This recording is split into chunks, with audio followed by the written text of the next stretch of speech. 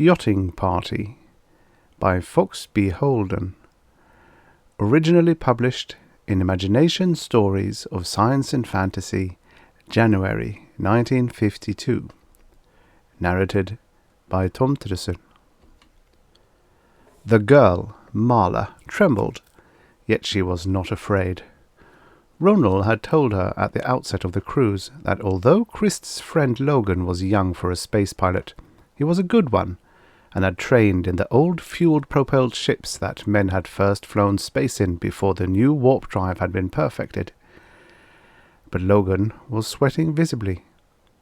The blue planet loomed up, and Christ, who owned the trim space yacht and had suggested the cruise, jumped noticeably when the first shrill whistle of atmospheric resistance pierced the tense quiet of the well-appointed control room.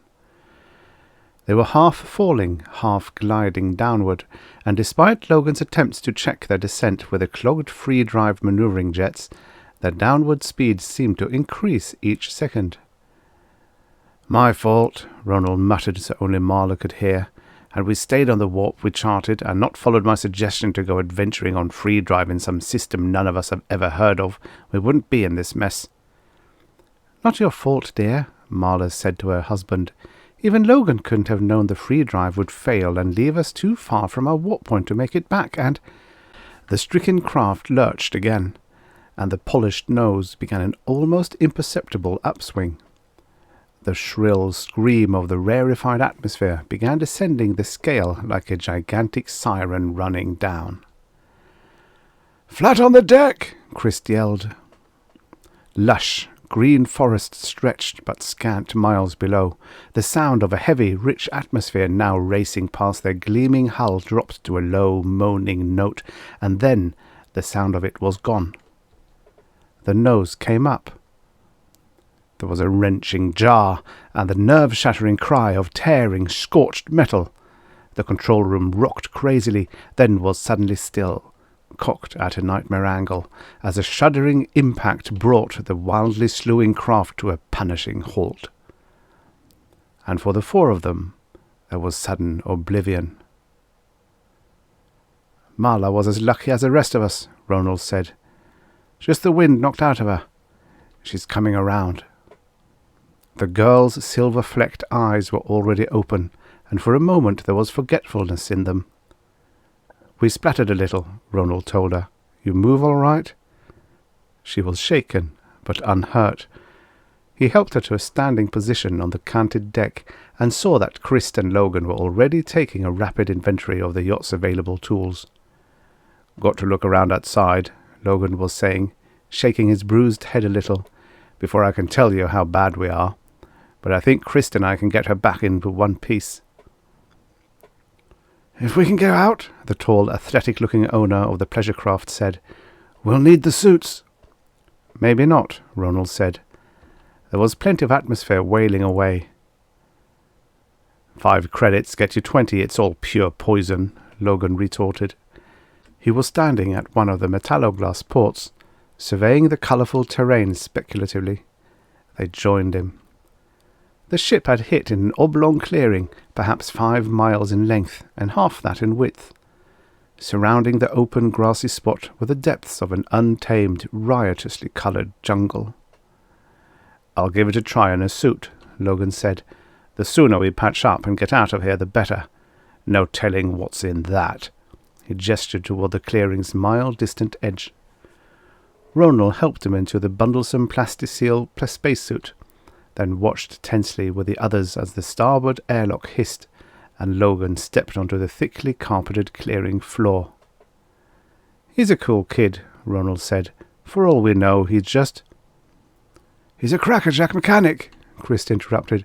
"If we've got a couple of straight rivet lefts, he'll get us out of here. I'm just glad that he picked out this planet to come on instead of the first or second out from this system's sun. It's plenty hot even here." They were all perspiring freely. The atmosphere conditioner had ceased operating from the shock of landing. Logan's voice cracked from the still-functioning communications panel. "Not too bad. 4 hull plates got a little bashed in. A couple of rips in the speed skin. Take us maybe 4 or 5 days to get us space-worthy again. Can unclog the free drive jets in a day easy. But the guy who thought of leaving modern yachts equipped with free drive units ought to be hung from a comet tail. They could see Logan near the nose of the ship. His hands were working at his helmet. "Take it easy," Christ called. They could hear a soft hiss in the intercom. "Letting some of this stuff in. A cubic millimeter at a time, Grandma. If I can breathe it, I'll let you know. If I can't... Anyway, if we can work without the suits, it'll get us out of here that much sooner. Don't know about you kids, but I didn't even bring a slingshot along." Christ traded looks with Ronald.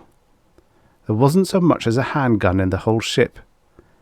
Neither said what was in his mind, but Ronald drew Marla a little closer and broke the silence.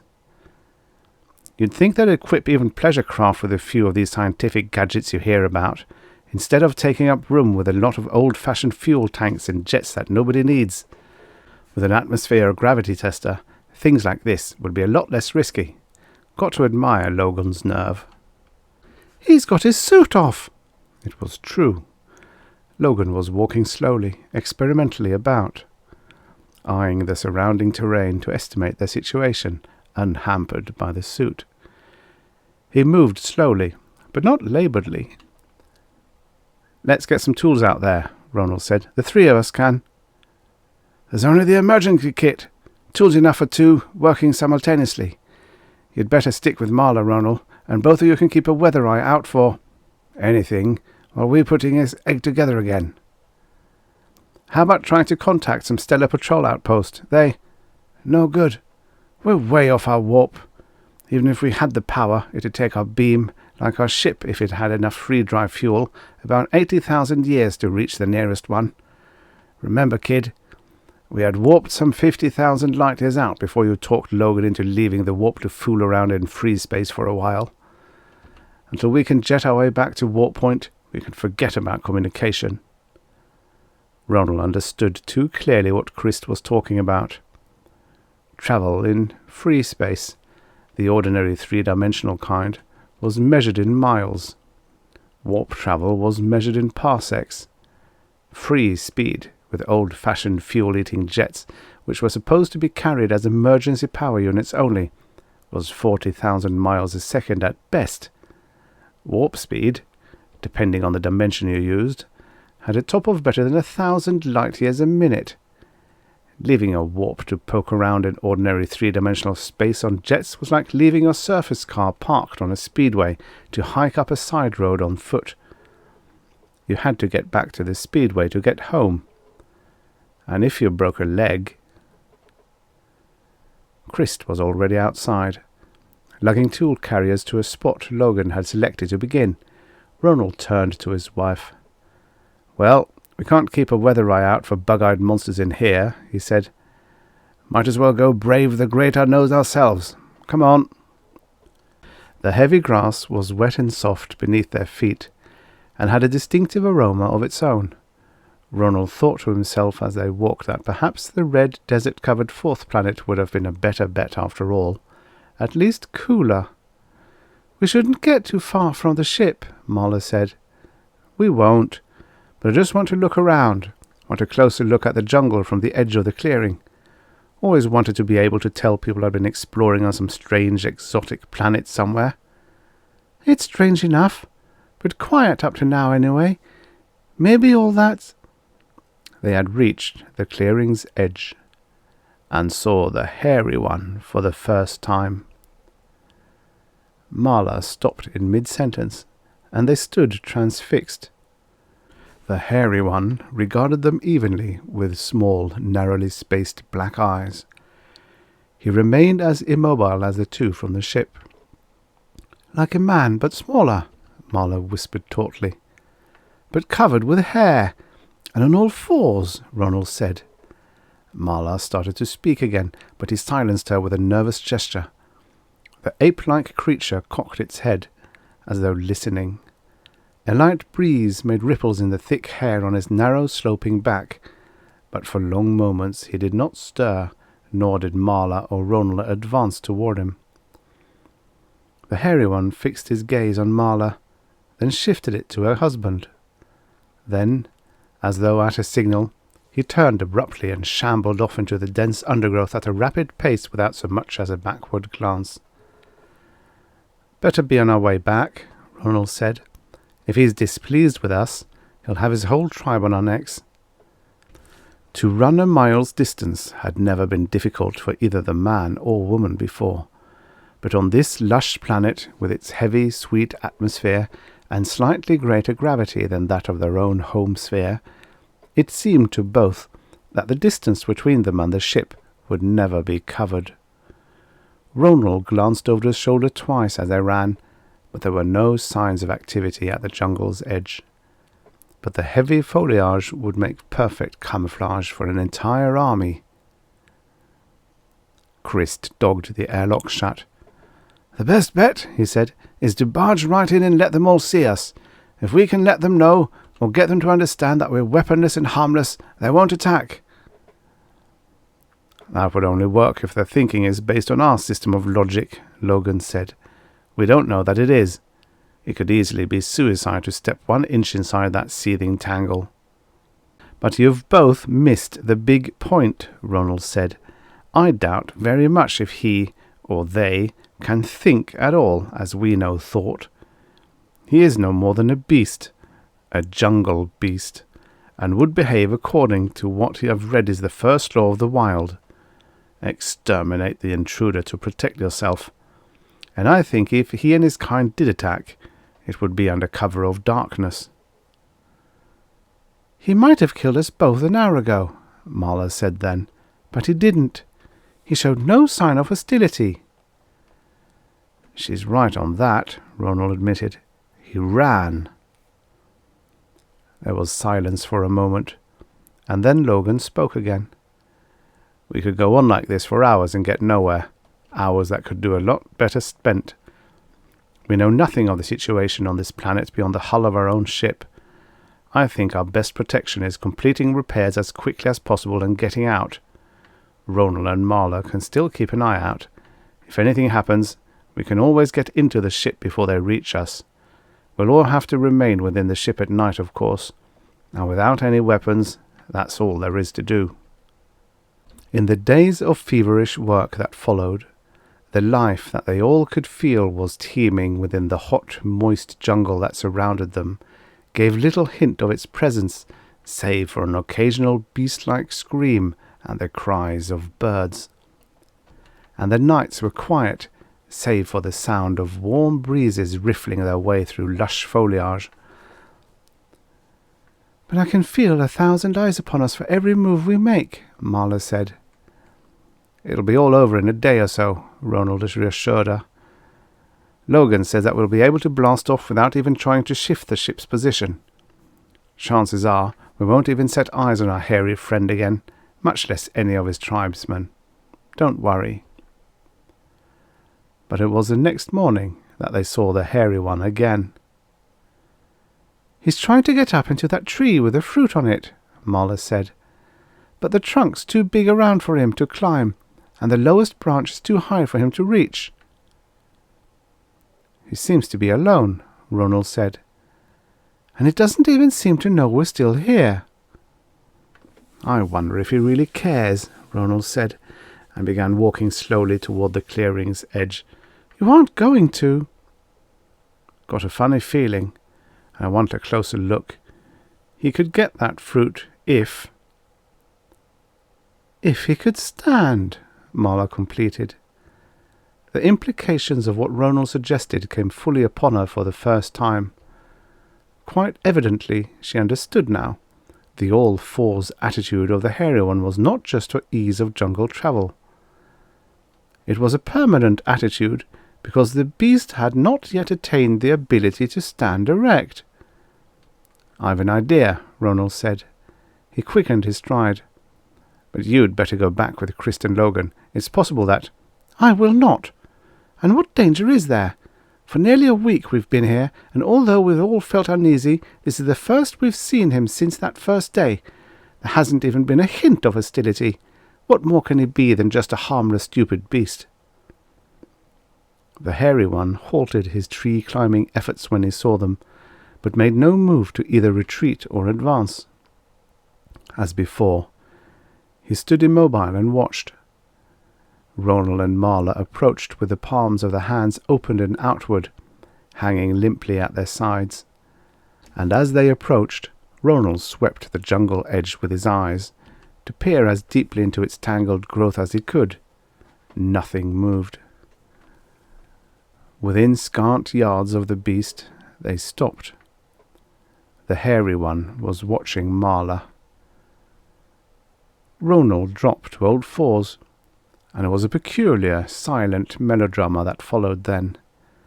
A highly cultured man from a well-ordered, civilized galaxy, making a crude attempt to teach a beast to walk, on the face of a planet which, but a few days before, he had never known existed.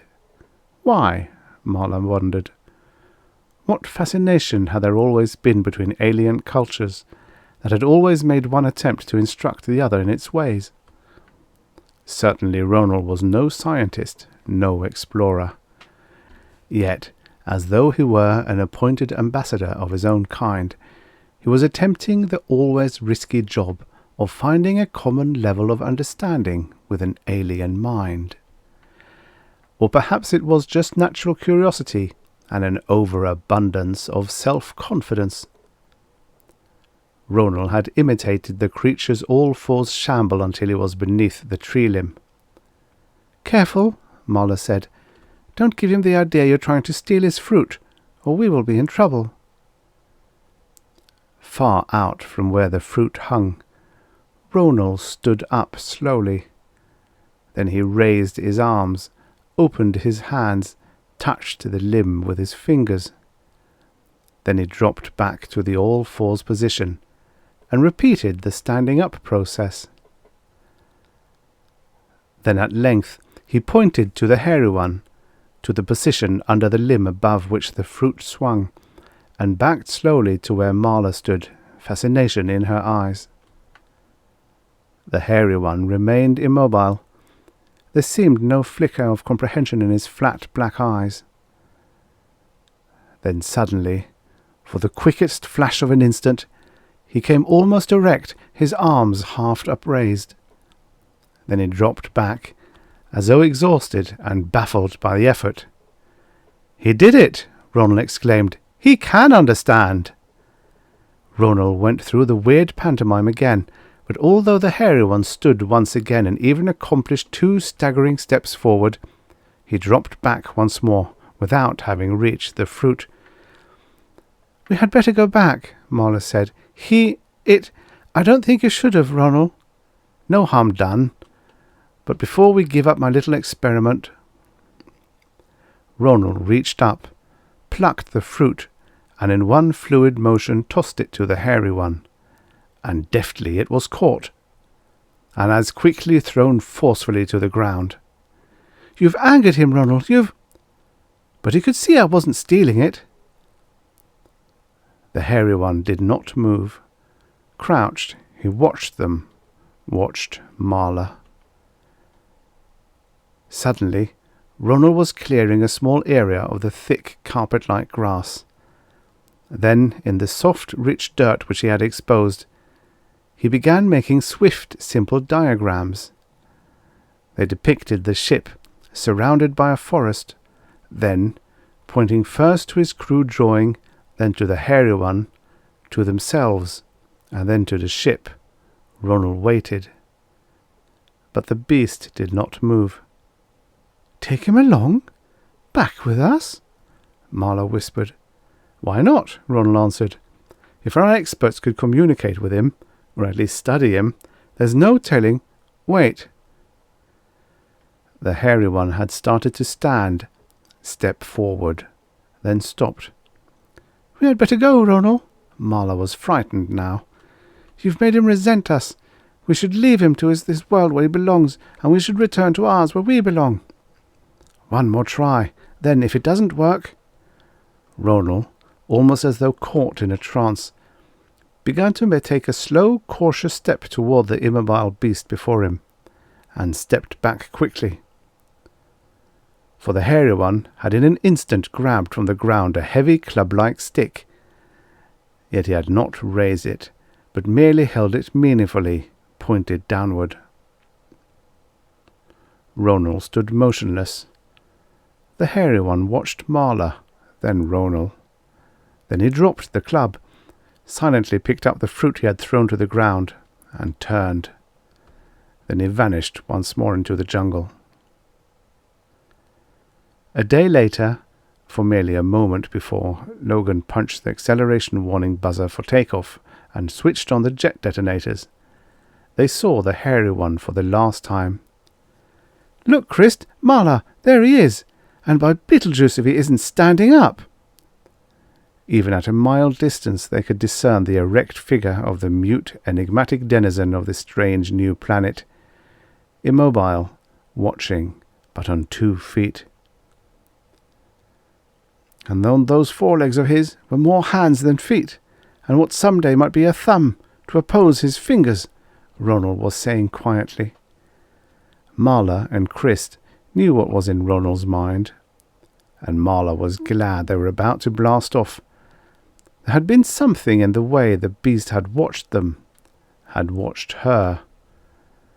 They knew what Ronal was thinking, but it was all they would ever know. They took their places in the acceleration hammocks. Seconds later, with a great shuddering roar, the gleaming space yacht leaped skyward and disappeared into the blue vault of the sky. The hairy one watched for minutes afterward, then dropped back to all fours and shambled through the jungle. His legs hurt strangely, and his arms. Perhaps he should have accepted their offer and gone with them to their bright, shining world. Or, perhaps, taken the woman and started. Started what? He could not remember. He stumbled awkwardly into the overgrown ruin of shattered masonry and twisted steel wherein he slept, and laid down. He felt very tired.